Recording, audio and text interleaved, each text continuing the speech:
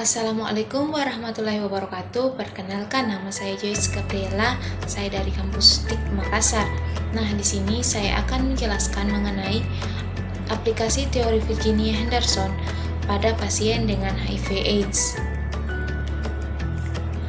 HIV atau Human Immunodeficiency Virus adalah virus yang menyerang dan merusak kekebalan tubuh manusia, sehingga tubuh tidak bisa melawan infeksi-infeksi lain yang masuk ke tubuh. Sedangkan AIDS atau Acute Immune Deficiency Syndrome adalah kumpulan dari gejala dan infeksi atau biasa disebut sindrom yang diakibatkan oleh kerusakan sistem kekebalan tubuh manusia karena virus HIV. Etiologi. Penyebab AIDS adalah virus retno yang disebut Human Immunodeficiency Virus atau HIV. Penularan HIV/AIDS. Yang pertama, air mani atau cairan vagina yang memasuki tubuh dari seorang yang sudah terinfeksi HIV. Yang kedua, pemakaian alat kesehatan yang tidak steril. Yang ketiga, transfusi darah. Yang keempat, jarum suntik. Dan yang terakhir, dari ibu ke anak. Manifestasi klinis. Adapun tanda dan gejala dari penderita HIV, yang pertama, terjadi penurunan berat badan, yang kedua, gangguan saluran pernafasan, yang ketiga, gangguan pencernaan, yang keempat, gangguan pada sistem persarafan, yang kelima, gangguan sistem integumen, dan yang terakhir, gangguan saluran kemih. Intervensi 1. Kaji perubahan tanda-tanda infeksi, tanda-tanda vital, yaitu demam, peningkatan nadi, peningkatan kecepatan pernapasan, kelemahan tubuh, dan letargi.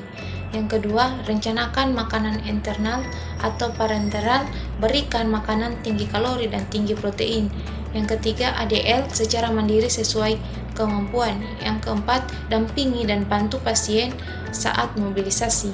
Yang kelima, kolaborasi dengan dokter tentang pemberian obat, pemberian cairan intravena, dan pemberian ARV.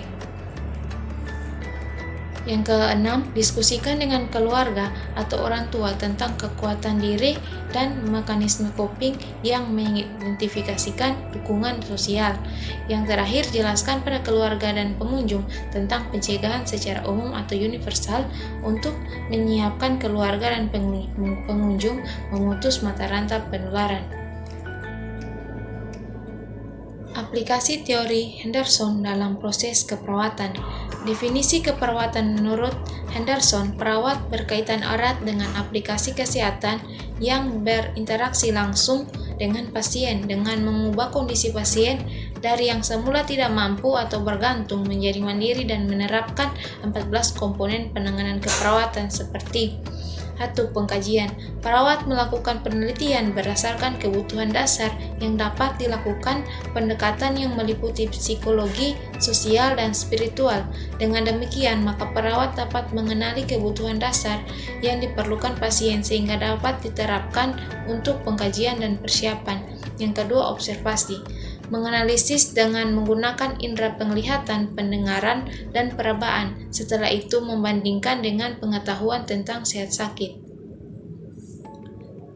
Ketiga, perencanaan adalah aktivitas penyusunan dan perbaikan susunan perawatan terhadap proses penyembuhan yang telah disusun bersama antara perawat dengan pasien dan dokumentasi proses bagaimana perawat membantu pemulihan dari sakit hingga sembuh. Intervensi. Proses penyusunan rencana keperawatan yang telah disusun yang bertujuan untuk memenuhi kebutuhan dasar untuk pemulihan dari kondisi sakit atau meninggal dengan damai.